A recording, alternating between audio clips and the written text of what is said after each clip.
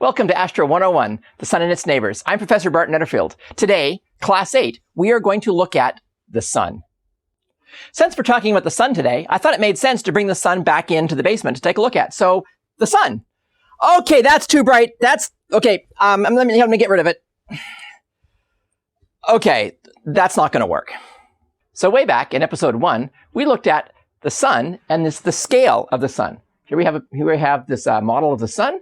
And over here, this tiny little thing next to it is the Earth. The Sun is absolutely massive. We looked at how the Sun is the center of the solar system. All the planets orbit around the Sun. Today, we're going to look at the Sun more specifically. Now, we can, first of all, just start to take a look at some of the vital statistics of the Sun, like its diameter. Here we have the diameter of the Earth is 12,756 kilometers. That's how far it is across the Earth. Or in units of Earth, the Earth is one Earth across. Okay, makes sense. All right. The diameter of the Sun, on the other hand, is 1.4 million kilometers across, or 109 times the size of the Earth. So you have the Earth down here. You could stack 109 Earths across the diameter of the Sun. The Sun is enormous. Then we have the distance to the Sun. The distance from the Earth to the Sun is 149,600,000 kilometers. In units of Earths, it is 11,727 Earths from the Earth to the Sun. In other words, you could stack 11,000 Earths between us and the Sun. So the Sun is enormous and it is very, very distant, 150 million kilometers away. We can talk about the mass of the Sun. The mass of the Earth is about 6 times 10 to the 24th kilograms, or 1 Earth. The mass of the Sun is another really big number, but that is 333,000 times the mass of the Earth. So you would require 333,000 Earths to get the same mass as the Sun. The Sun is enormous. The Sun is massive. Another thing about the Sun, and a lot of people don't realize this, but some people do, this picture is wrong because the Sun is, in fact, white, not yellow. Here is a proper picture of the Sun with a normal neutral density filter, and you see that the Sun is white, not yellow. So why do we see the Sun as being yellow or red? So I've got a special guest who's going to tell us a bit about why the Sun appears yellow or red. So you're up on the mountain again. Now, that's right. One thing you might be noticing is that the Sun has turned fairly red. Well, it's yellow. Now, what's that all about? Now, you'll notice that during the day, we have a beautiful blue sky. That's because the atmosphere scatters blue light coming from the Sun down toward us on the ground. And so when you look at the sky, you're seeing the light from the Sun scattering off the sky and coming and appearing to us as if it were blue light. The red light is not scattered as much. So what that means is all those people off in that direction, underneath the Sun where the Sun is still high, are seeing a beautiful blue sky.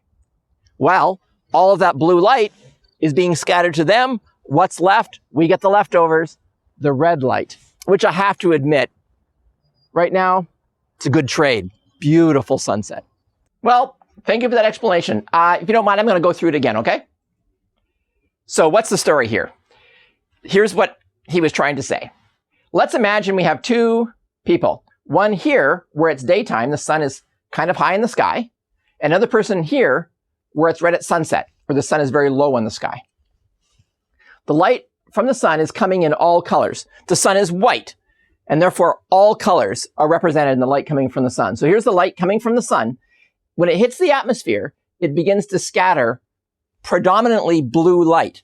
So when this person looks up at the sky, the sky appears blue because of all the blue light scattering down to them. When they look at the Sun, they're seeing a largely white Sun. But when they look away from the Sun, they see all of this blue light, the whole sky glowing, because light from the Sun scattering through the atmosphere, coming through the atmosphere, is scattering blue light toward this person.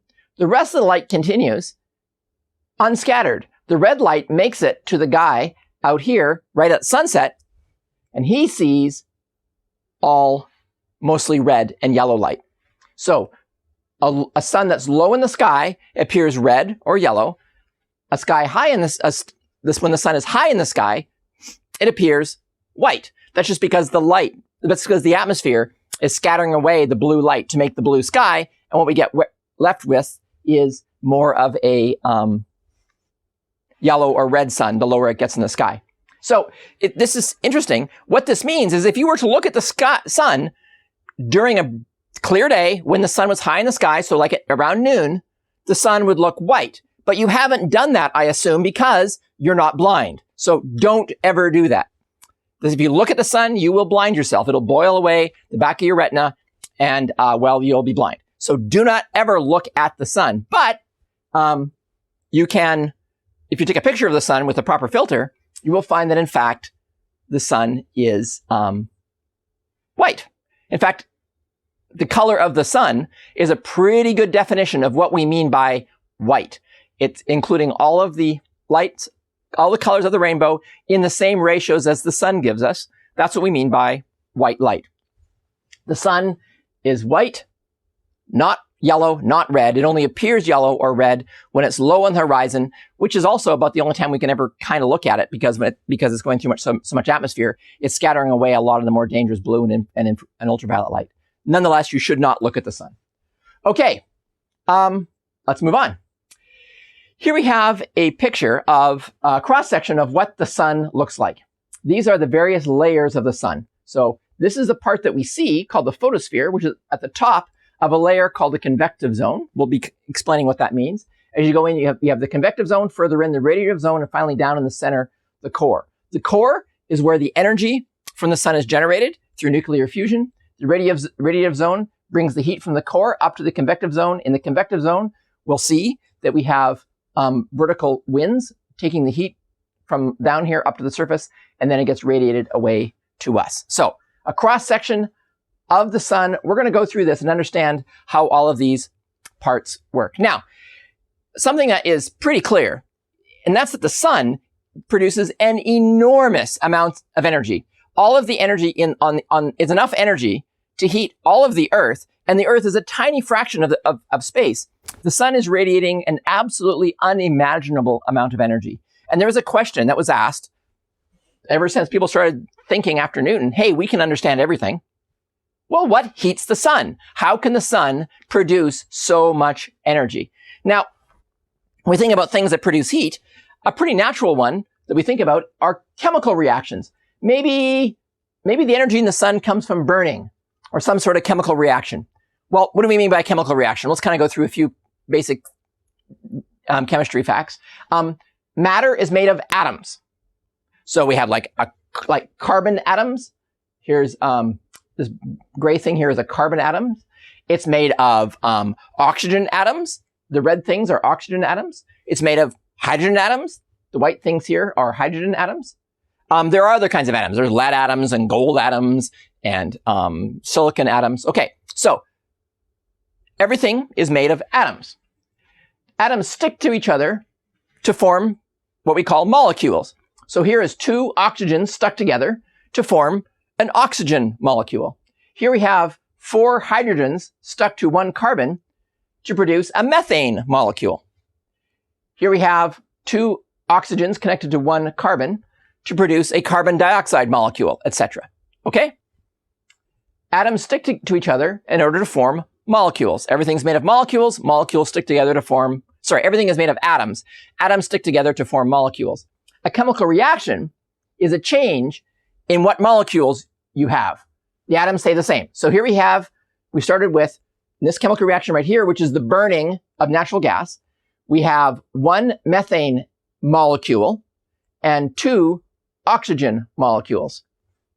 They combine, they rearrange themselves to form one carbon dioxide molecule and two water molecules. If you'll notice, we started with 1, 2, 3, 4 hydrogens, and we end with 1, 2, 3, 4 hydrogens. We started with 1, 2, 3, 4 oxygens, and we end with 1, 2, 3, 4 oxygens. So the number of atoms doesn't change in a chemical reaction. The atoms themselves don't change. Just which atoms they're stuck to changes. This is called a chemical reaction. And some chemical reactions, like this one, the burning of natural gas, Some chemical reactions give off energy. So that is how my gas stove works. I turn on the gas stove, it lights, and it's taking methane gas, combining it with oxygen in the atmosphere, producing carbon dioxide and water. That's a way of making heat. Maybe one of the thoughts was, well, maybe that's what powers the sun. When you do the calculation, when you see how much energy the sun is producing and for how long it's been producing it, the conclusion is chemical reactions do not give off near enough energy to explain the energy coming from the sun. So this was disconcerting. We're trying to understand how everything in the universe works. And one of the most important things in the universe that we know of is the sun. I mean, it powers the whole Earth, and we didn't know where the energy came from. We now know to understand where the energy came from. First, we had to understand how atoms work. So let's take this as an example of an atom. Here is a helium atom. This is the second simplest atom. The simplest atom is the hydrogen atom, but it misses some features, so we won't look at that one. We'll look at the helium atom. The helium atom, like all atoms, have two parts. It has a nucleus down here in the center, and then an electron cloud around it. The helium atom contains two protons, the two red guys, and they're down here in the nucleus. The helium atom contains two protons. They are positively charged, incidentally. It contains two neutrons, these purple guys. They're down here in the nucleus as well. If you look at the size here, the nucleus is 1 femtometer across. The atom itself is something like 100,000 femtometers across. So the nucleus is 100,000 times smaller than the atom. The nucleus is absolutely tiny compared to the rest of the atom. Now, what's this gray thing out here? The gray thing is two electrons. Two electrons forming a cloud. Electrons are very strange beasts in quantum mechanics. They're kind of in one place, but they're kind of distributed. So, yeah, it's really hard to understand. So we're not going to try and understand the quantum mechanics of electrons today. Just to say, the electrons form this kind of cloud around the nucleus. The protons and neutrons are in the nucleus, and the electrons form a cloud around the nucleus. Okay, so at high temperatures, when you get this really, really hot, you can strip the electrons away from the nucleus, so you end up with bare electrons and bare nucleuses. When that happens at very high temperatures, that's called a plasma. And so lightning is a plasma. So when you see lightning or a spark, inside that glowing spark, you have a situation where the electrons have been stripped away from the atom. And so you have bare nucleuses and bare electrons. That happens at very high temperatures. Okay, it's called a plasma. Now, it turns out that plus charges, the two protons, plus charges repel each other. So if you want to try and get two protons together, well, they don't want to be together. They're going to push apart. The closer they get, the harder they push. So protons would try to fly apart, except inside the nucleus, you have this thing called the strong nuclear force. If you can get the two protons close enough together, and in the presence of the right number of neutrons, you can get them to stick together. So if they're far apart, they don't stick. But you get them close enough together, you can make them stick. That is called, that they're held together with a strong nuclear force. So this was a helium atom, which was two protons, two neutrons, and two electrons. In comparison to that, we can think about a hydrogen atom, which is actually the very simplest one. A hydrogen atom has one proton in the nucleus, so just one of these guys, no neutrons, and one electron. So a hydrogen is the simplest atom, one proton, one electron. The next most complex is the helium with two of each. And then they go up from there, where you have 4, 8, 16, 19, 22 protons, and then neutrons along with them to keep the nucleus stable, so that it'll hold together. So that is an atom. It has a nucleus with protons and neutrons, and then an electron cloud around the outside. At very high temperatures, the electron cloud can be stripped away, and all you have left is the nucleus. Okay, let's try to understand where the energy from the sun actually comes from. There's this concept called fusion. We talked about the fact that there are different types of atoms. If you somehow can take 4 hydrogen nuclei, this is the nuclei of a hydrogen atom. Remember, a hydrogen atom is one proton and one electron. At very high temperatures, where we just have the nuclei, it's just one proton. So one proton or one hydrogen nuclei, that's the same thing. So we have 4 protons, 1, 2, 3, 4 protons. If you can somehow combine them together, so here's a path to combine them together. You combine them, you smash them together, it gives off a positron, produces a neutron and a proton. You combine it with another one, it gives off a gamma ray and produces 2 protons and a neutron. You smash it with another one of those, and it gives off these protons, and you end up with 2 neutrons and 2 protons. This is really complicated. What you're really doing, if you look at it all and look at all the things coming off and all the things coming in, what you conclude is if you can somehow combine 4 protons or 4 hydrogen atoms together, you get 2 positrons, 1, 2. Those are positively charged electrons. A positron is a positively charged electrons. You get 2 neutrinos, 1, 2. Neutrinos are these particles which are super hard to detect, but possible to detect. They're super lightweight. They're almost like light particles, but not quite. 2 neutrinos, 2 gamma rays, which are super high energy light particles.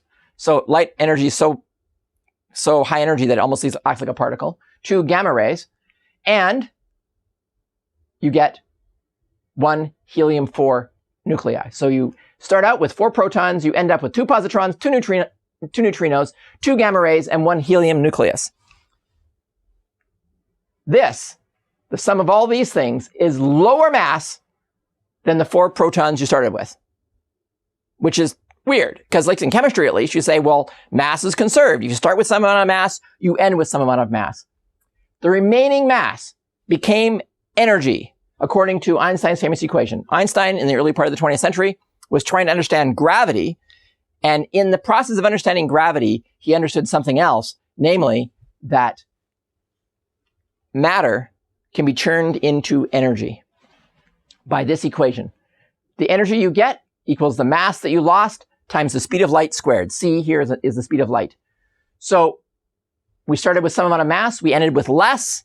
That change in energy, the change in mass, gets released as energy. So this process of combining 4 protons through a big mess to create 1 helium nuclei, 2 neutrinos, 2 gamma rays, and 2 positrons, that process releases a lot of energy, much, much, much more than, for example, burning methane.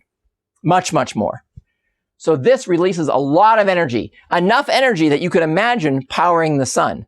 But it turns out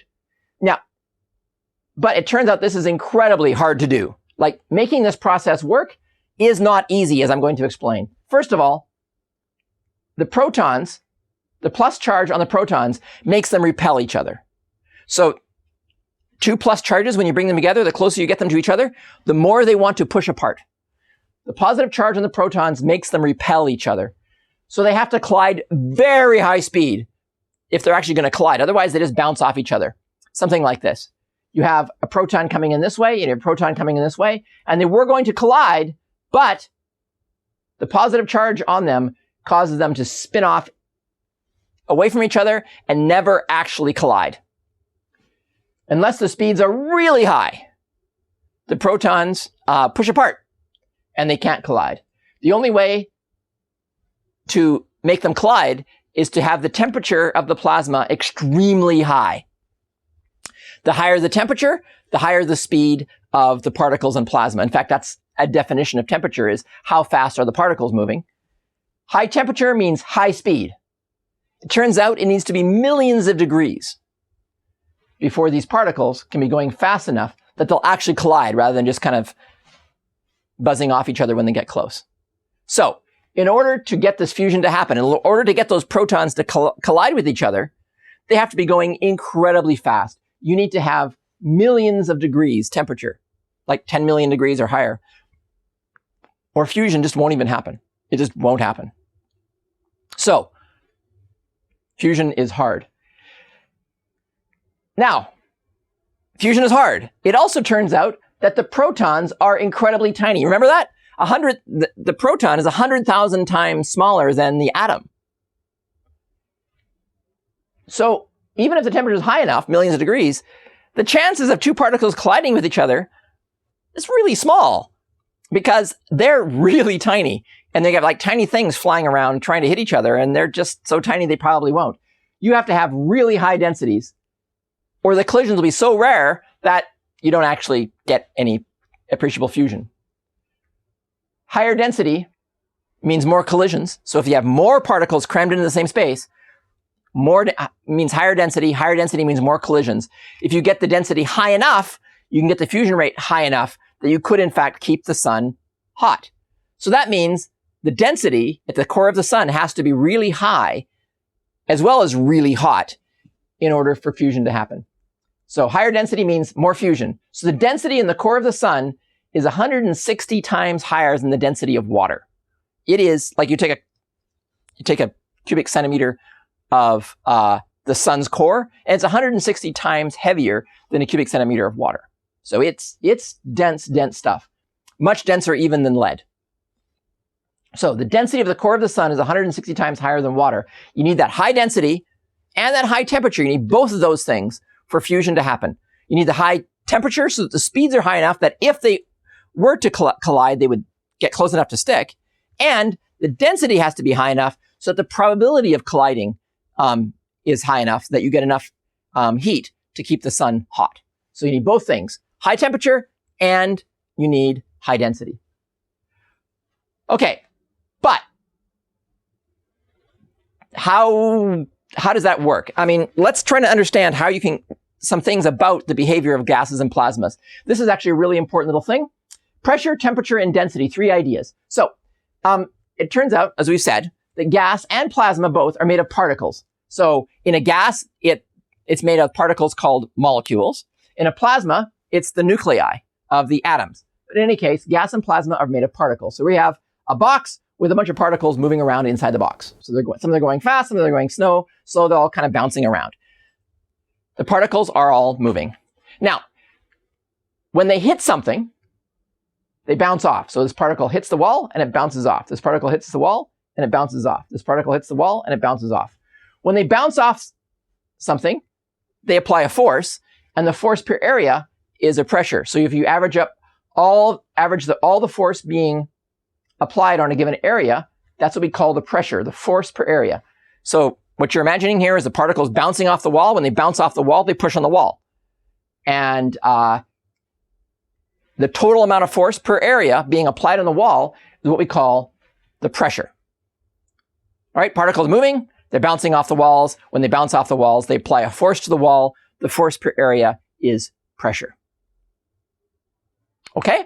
Now, let's imagine that we increase the temperature in the box. Now, remember we just said that if we increase the temperature, that means the particles are moving faster. Higher temperature means the particles are moving faster. Lower temperature means the particles are moving slower. So, high pressure, high temperature means they're moving faster. If they're moving faster, what does that mean? That means there's higher pressure. So if I increase the temperature in the box, then the pressure goes up.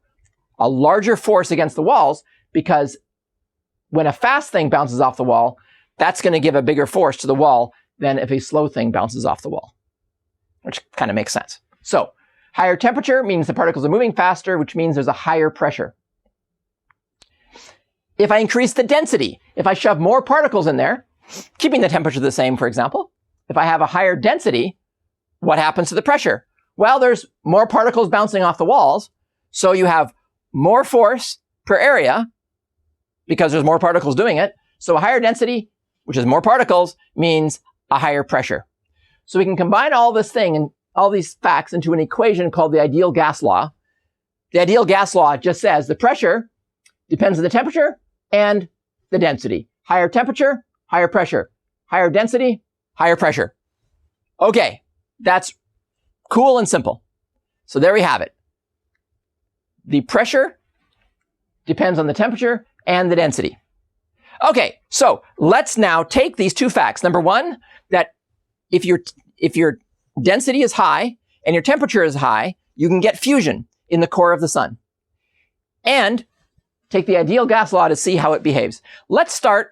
Imagine we have the sun, and the sun is hot enough. The sun has been sitting there burning along. Not really burning. It's been sitting there fusing along.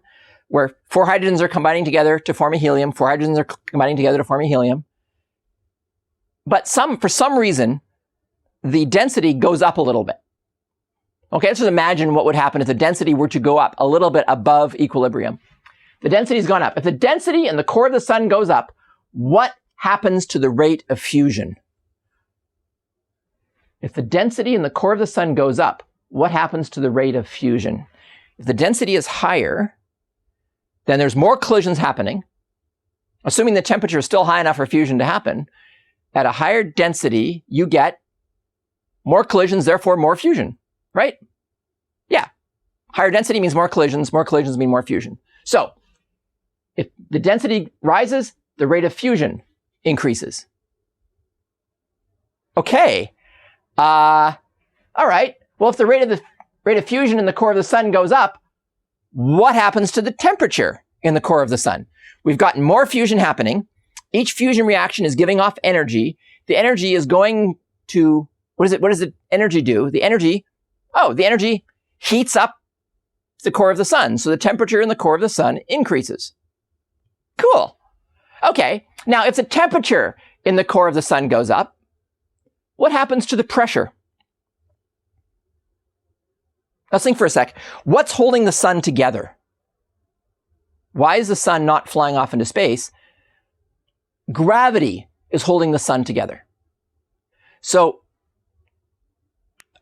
gravity is trying to pull all of the gas together to the center of the sun. So the closer you get to the core of the sun, the higher the pressure, right? The pressure in the core of the sun is trying to push the sun apart, but the gravity is holding it together. So now we have a situation where the temperature in the core of the sun is going up. What does it do to the pressure in the core of the sun? Well, if the temperature goes up, what happens to the pressure? Well, we already said if the temperature goes up, particles moving faster, they're colliding with each other faster. Well, that's increased pressure. So the pressure in the core of the sun has gone up. So the pressure is fighting against gravity. The pressure wants to make the sun blow up and expand into space. The gravity is pulling it together. But the pressure in the core of the sun has gone up. It's pushing harder than it was before. What happens to the core of the sun? The pressure's gone up. The pressure is pushing against gravity. The pressure increases. Well, then it's going to cause the core of the sun to expand, right? Higher pressure, it can fight against gravity a little bit better, so it kind of expands a bit. So the core expands. Well, if the core expands, what happens to the density in the core? Well, it got bigger, but the same amount of stuff in the core, it just got larger. So that what happens to the density? Well, the density goes down. If the density goes down, you end up back where you started. You return to equilibrium. So in this sequence here, if for some reason the density of the core of the sun gets a little larger, then that causes the fusion rate to go up, which causes the temperature to go up, which causes it to expand to restore equilibrium. So it is stable to collapses in the core of the sun. That's pretty great. We can go through the same argument if somehow the density went below equilibrium. If it goes below equilibrium, the density goes down because the core expanded maybe, then the rate of fusion goes down. If the rate of fusion goes down, the temperature goes down. The temperature goes down, the pressure goes down. The pressure goes down, then gravity starts to win, and the core contracts. Therefore, the density increases, and we're back to where we started. So we say the sun's core is in hydrostatic equilibrium. It is stable against either collapsing or expanding. If it expands, then the fusion rate drops and it can't expand. If it collapses, then the fusion rate increases, the pressure goes up and it can't collapse. So it sits at a stable size. That's really great. So that is why the sun just kind of percolates along, fusing hydrogen into helium at a pretty fixed rate, and it keeps going on at this rate for billions of years. So the sun's light output is pretty stable for a very, very long time. That's great. Now, it turns out that if the density in the core of the sun were a lot higher, then the rate at which the sun fuses would be much, much higher, and the sun would be much, much, much brighter. Or, on the other hand, if the pressure in the core were lower, then the brightness of the sun will be much, much less. But the sun is kind of just right for us, given where the Earth's orbit is, and it is stable because of this hydrostatic equilibrium. This is a really cool thing. And it turns out, I mean, we just did it kind of a hand-wavy way. You can go and do this calculation with great, great, great detail, including all the things, including the rate at which energy gets from the core of the sun out. And you can do a very good job in modeling exactly how the sun works. And it matches, as we'll see, the observations extremely well. So we've been talking about nuclear fusion. Now I want to talk about something else that we hear about called nuclear fission. There's nuclear fusion and there's nuclear fission. Remember, nuclear fusion is when you combine atoms together to make a larger atom. So you're combining 4 hydrogen atoms together to make 1 helium atom. Nuclear fission is where you take a large nucleus and break it apart into small ones. So we start with a uranium-235 nucleus. Uranium-235 has 92 protons. That's what uranium means, 92 protons. And then it has 143 neutrons for a total of 235 particles in the nucleus. So uranium-235 is a uranium nucleus with 235 particles in the nucleus. We collide it with if a slow neutron hits it, then the neutron will combine with the nucleus to form a new nucleus called uranium-236. Uranium-236 has 92 protons but 144 neutrons for a total of 236. It turns out that a uranium-236 nucleus is unstable. You remember, nucleus holds together by the strong nuclear force with the repellent force of protons trying to break it apart, the electromagnetic force from protons trying to push it apart. It turns out that uranium-236 is unstable, so it will break apart into smaller pieces. In this case, it broke up into krypton and barium, but it can break up into various things. There's a range of things that it can break into. But the thing about it when it breaks up is that the total mass of the things that it broke up into is smaller than the mass of what you started with. Again, according to Einstein's E equals mc squared, this gives off a lot of energy. So fusion is when you combine particles together. That's what happens in the core of the sun. Fission is what happens when you take a larger nucleus and break it apart. That's what happens in a nuclear reactor. So nuclear fission is used in nuclear power plants. Here's a nuclear power plant in Barrie, I believe. Nuclear power plants. And it's used in small nuclear bombs. Small, like the ones used in the Second World War were fission bombs. Nuclear fusion is currently only used in thermonuclear bombs or hydrogen bombs. There was a test in the 60s. Very happily, they've never actually been used except for testing. Horrible, horrible things. Nuclear fission, breaking the atom apart, used in power plants. Nuclear fusion, really, really, really hard to do. Now, they've been trying for, well, my entire life to build fusion power plants where you can take hydrogen atoms and combine them together to form helium in a controlled way to use the same energy source as the sun uses to power things on Earth. It turns out, as we said before, that it's incredibly hard. The particles have to be going incredibly fast. So it has to be extremely hot and it has to be really dense. And having that combination of millions of degrees and really dense turns out to be an incredibly hard thing to do outside the core of the sun or maybe in a nuclear explosion. So fusion reactors, we hear about those sometimes. They've been trying to make them. It is incredibly hard. If they ever can do it, we'd have basically almost unlimited energy source, but it's looking to be immensely difficult outside the core of the sun. Okay, fusion and fission. Fusion is what happens in the core of the sun. So let's talk about the structure of the sun. The core, down here in the center, that's where fusion takes place. It's around 10 million degrees Celsius down in the core of the sun. It's hotter in the very center and drops as it comes out. And it's over 100 times the density of water, the core being even higher density than that. So this is very dense and very hot. And that's where fusion takes place. All of the energy generated in the sun is generated down here in the core. After the core, you come to this area called the radiative zone. the radiative zone is still very, very hot, like 1,000,000 degrees. But it's not hot enough for fusion.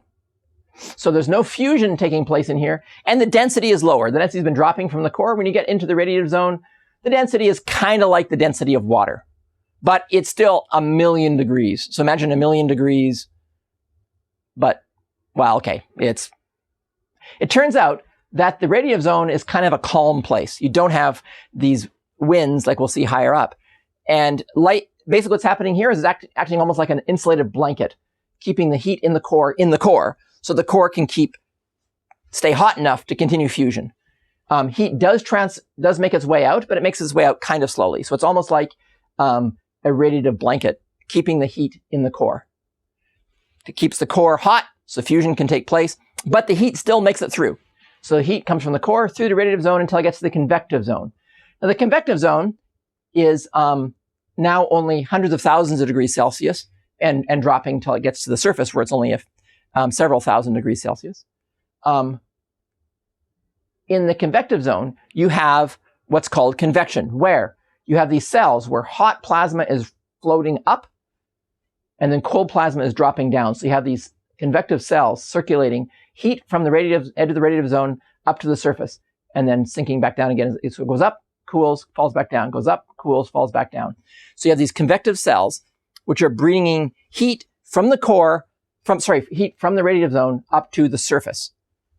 So if you take a high resolution picture of the surface of the sun, this picture here is around 36,000 kilometers across. So what you want to imagine is that, this kind of is like the size of Ontario or something. So but what these bright spots are, these white spots, these are hotter places where hot plasma has floated up from the radiative zone. These black areas where it's cooled and it's sinking back down again. So you're imagining a wind flowing up and moving out and flowing back down again, coming up, floating and coming back down again in these convective cells. So the bright spots, plasma is rising from below. The dark spots, it's falling back down again. So you have this flow of plasma coming up where it's been heated below, comes up, cools, and sinks back down again. Heats, comes back up, cools, sinks back down again. You have these convective cells. This is called convection. And this convection now makes the surface of the sun all this kind of wrinkly look, but also brings the heat from the edge of the radiative zone up to the surface. It's called convection. Okay, if you look at the sun on a larger scale, you see these things. These things are called sunspots. Now, don't look at these with your eyes. Never, ever look at the sun with your bare eyes, or you will boil your retina and you will be blind. Don't do it. Like, really, don't do it. Sunspots are cooler spots on the surface of the sun.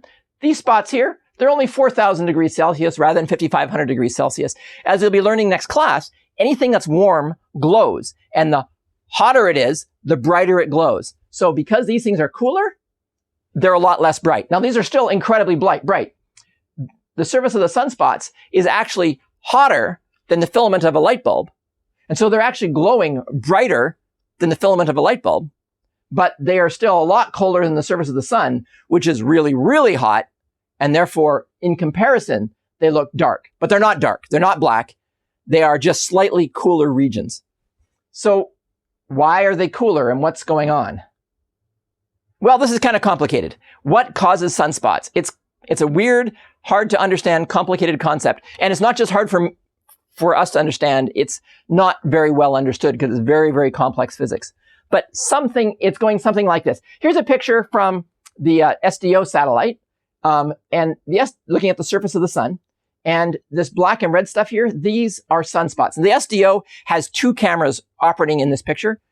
There's one camera, which is looking at the extreme UV. So it is only seeing extremely hot material. And the other camera is seeing visible light. That's what the red one is doing. And you'll be learning more about ultraviolet light versus visible light in upcoming lectures, I hope. UV light shows the very hot plasma around the sunspots, and you see these filaments of extremely hot plasma. These filaments are particles following along magnetic field lines. So the sun has a magnetic field, kind of like the refrigerator magnet, that what I mean by a magnet. And the magnetic field changes the direction of plasma particles, of protons and electrons. So the plasma is flowing along these magnetic field lines, and the magnetic field lines kind of end at these sunspots. What's going on is that the magnetic fields are causing the plasma near where those magnetic fields are really strong. It stops the flow of hot plasma from underneath, keeps it from warming it up, and so it ends up cooling a bit. So you get slightly cooler where these magnetic field lines come down. So why do you get these magnetic field lines? You have the magnetic fields down in the core of the sun. Convection or something brings the material up. The magnetic field lines follow with it. It bursts out into space, and you get these filaments of these magnetic fields kind of leaking out from inside the sun. These filaments then, when they end up kind of bursting, and when they do, they release a lot of energy. Here's a really cool video coming from the Stereo spacecraft, and you can see these bursts of material being thrown off from the sun. This is an extreme UV movie, so we don't see the sunspots here. We just see the extremely hot gas. But at the tail of these particles, there would be sunspots. And we're seeing these bursts, like we just saw there, these bursts of plasma being thrown off into space. These bursts of plasma come and they actually hit the Earth, and they can have impacts on what happens here on Earth. In fact, it's those bursts of plasma which produces the radiation coming from the sun that does things like cause northern lights. They can also damage spacecraft.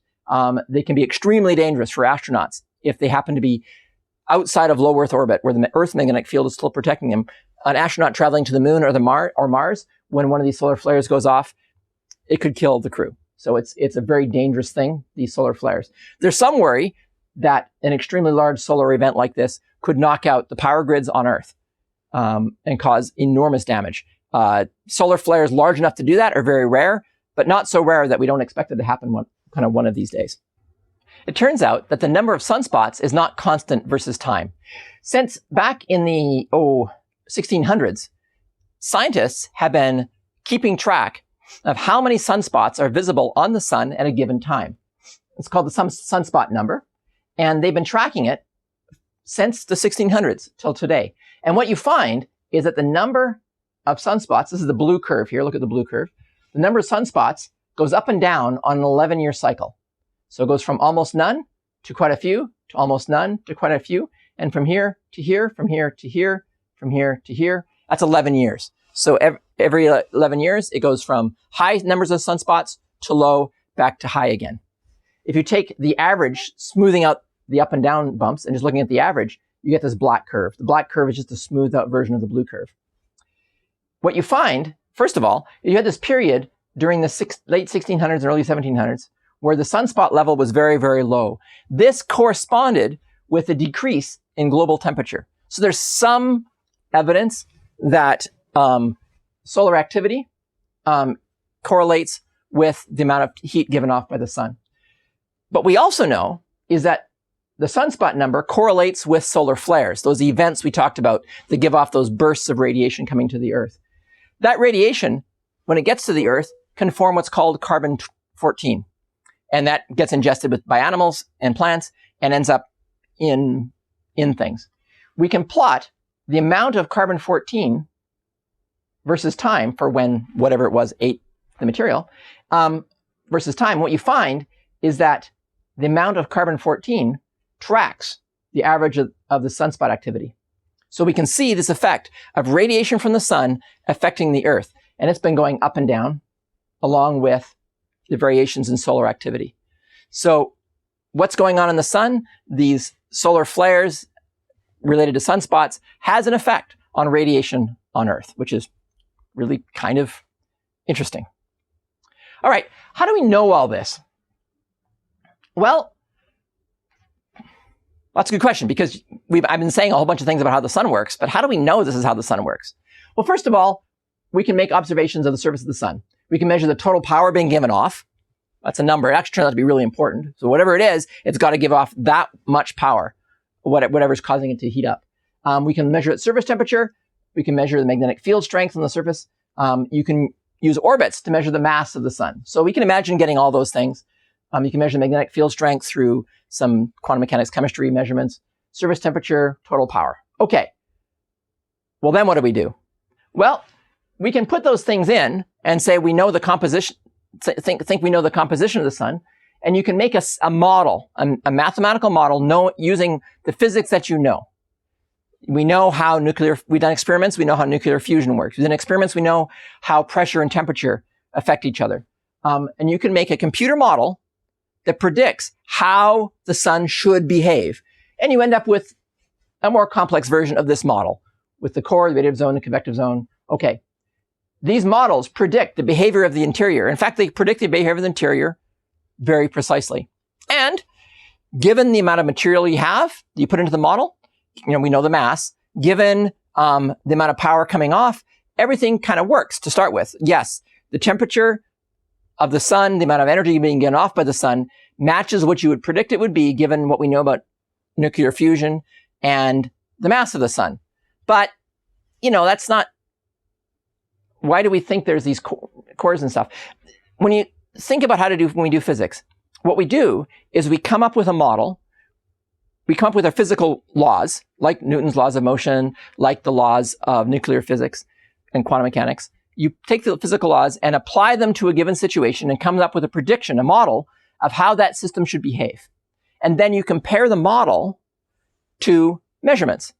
And if the model matches the measurements, you say the model is useful. Well, to start with, we only mentioned a few things that we can consider: total power, surface temperature, magnetic field strength, mass. Magnetic fields turn out to be really hard to calculate. So, well, is there more things that we can learn? Can we learn whether there really is a core, really is a radiative zone, really is a convective zone? The answer is yes. It turns out that the whole sun is kind of vibrating. It's this kind of big blob of plasma being held together by gravity. And you've got this kind of bouncy, springy stuff going on. That causes the sun to kind of ring like a bell. And you can measure the motions of the surface of the sun by looking at the surface. You can say, is the surface moving in or moving out? And how quickly? And you can break the motion of the sun up into these modes where, like, here's a spot where it's moving out, moving in, moving out, etc. These vibrations of the sun. Observations of these vibrations of the surface show the interior structure of the sun. So what scientists do is they take satellites and ground-based telescopes, observe the whole surface of the sun, and look at these vibrations. And the frequency of the vibrations, what's it doing here compared to over there? From that, they can build up what the interior structure of the sun must be, given the way the whole sun is vibrating. If you change what's inside, you'll change the way it vibrates, change its frequency, change its phase. You change the way change the structure of the sun, you change the vibrations of the sun.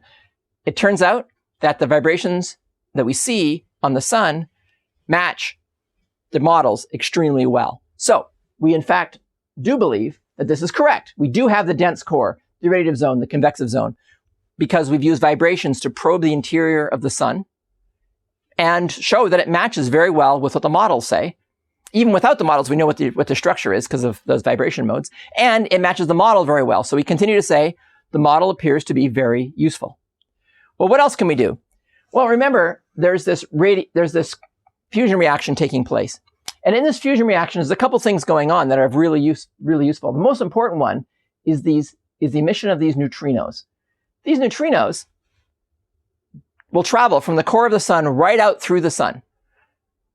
Like, you can't use light to look inside the core of the sun because light doesn't travel through a plasma, but neutrinos do. They travel just fine through a plasma.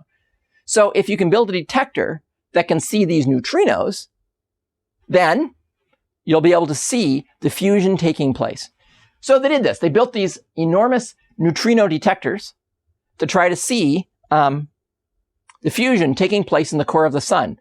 Like, they're pretty certain it was going to come up with the right answer. After all, the models have been working so well.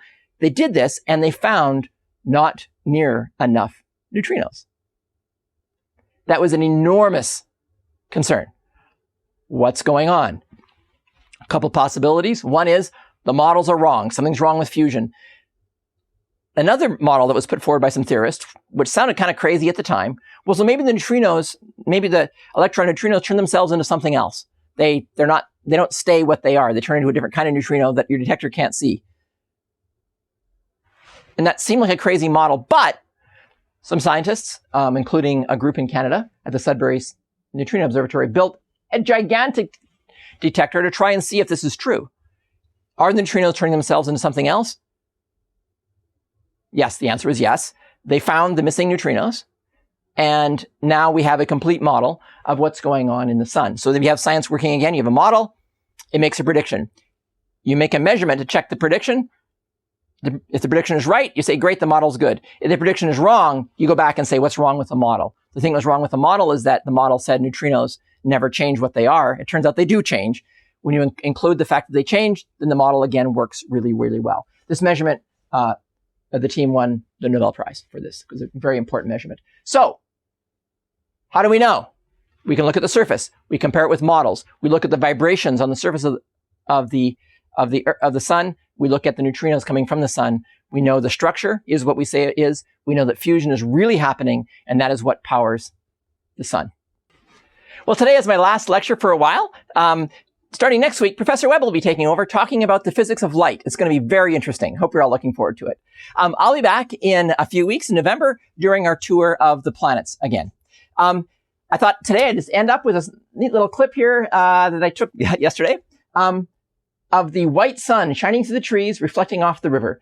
And a nice way to end the first half of the semester. And we'll be seeing you later. See ya. Bye.